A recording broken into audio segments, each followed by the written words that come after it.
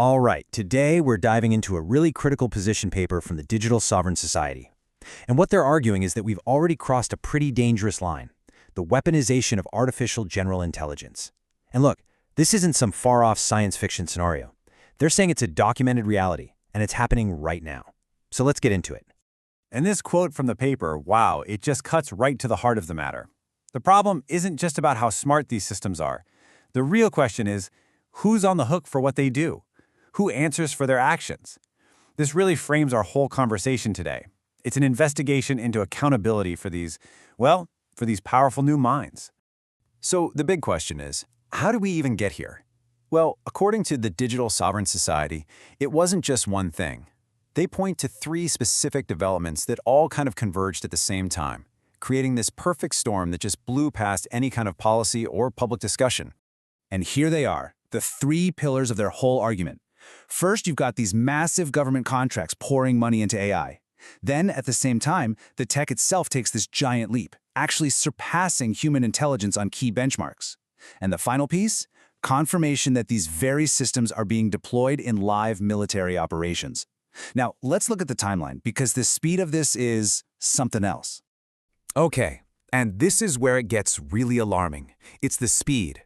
We're talking about how fast all of this happened. The paper makes it super clear. This isn't speculation. They're building their entire case on the public record, which shows this incredibly rapid escalation.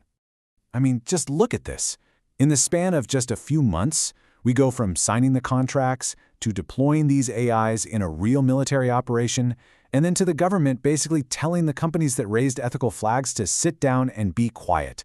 The pace is it's staggering. So let's talk about the money for a second. We're talking about $200 million, and that's not the total. That's up to $200 million for each of the big players, Anthropic, OpenAI, Google, and XAI. The Department of Defense put this cash on the table in July 2025, and the official line, to, and I quote, prototype frontier AI capabilities that advance U.S. national security. And while all that money was flowing in, the AI's actual intelligence was just exploding. On a key test for novel reasoning, not just regurgitating facts, but actual reasoning, one of these systems hit 77.1%. That absolutely blows past the human average. So yeah, we are way, way beyond talking about fancy chatbots at this point. And here, this is where it all becomes undeniable. The paper confirms it. Anthropic's AI Claude was directly used in the U.S. military operation to capture Venezuelan President Nicolas Maduro. And think about that for a second. This is a system whose own creators specifically warned against using it for lethal purposes. And now it's involved in a real-world military operation where shots were actually fired. So you have to ask yourself, how did this happen so incredibly fast? The paper argues it wasn't some shadowy conspiracy in a back room. It was actually something much more subtle, more systemic. They call it an architecture of capture, and it was built through very deliberate institutional design. And to give a concrete example of this, the manifesto points to some very high-profile people moving between government and the private sector. They specifically call out General Paul Nakasone, the former director of the NSA. And where does he go? He joins OpenAI's board of directors. See, this perfectly illustrates the paper's point. They're arguing that when you put the former head of the NSA on the board of a leading AI lab, you don't need some secret order to change direction. The incentives, the perspectives, they just naturally align. And suddenly, the national security viewpoint becomes the default setting. So what happens when Anthropic, the creators of Claude, raises the alarm about their AI being used in that Maduro operation? Well, this quote from the Undersecretary of Defense says it all. What we're not going to do is let any one company dictate a new set of policies. Basically, the government framed these ethical concerns as just obstruction. The safety limits were spun as some rogue company trying to make policy. So the people who asked the question, hey, was our creation just used to kill someone? They became the problem. Okay, so let's talk about something you've probably heard a million times, that true artificial general intelligence is always just 2 years out. Well, the manifesto argues this has nothing to do with the technical assessment. It's actually a very carefully managed legal and political stance. I mean, just look at the contradiction here. On one hand, the public story is, don't worry, real AGI is always just over the horizon.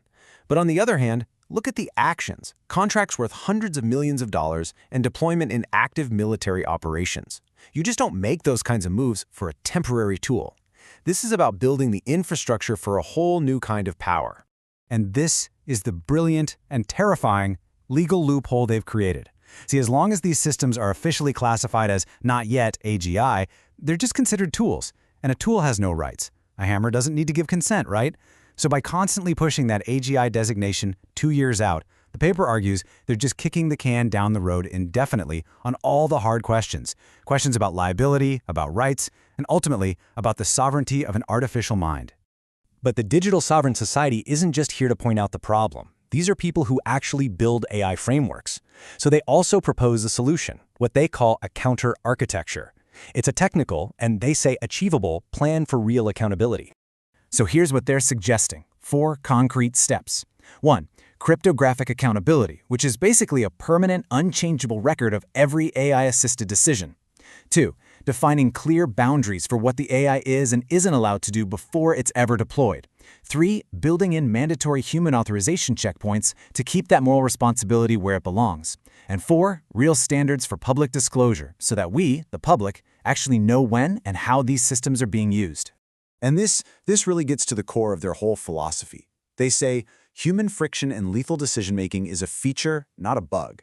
That pause, that moment of human hesitation before making a life or death call, that's not a flaw in the system to be optimized away. That is the system. That's our moral friction. And the paper argues that trying to automate that away isn't progress. It's just erasing accountability entirely.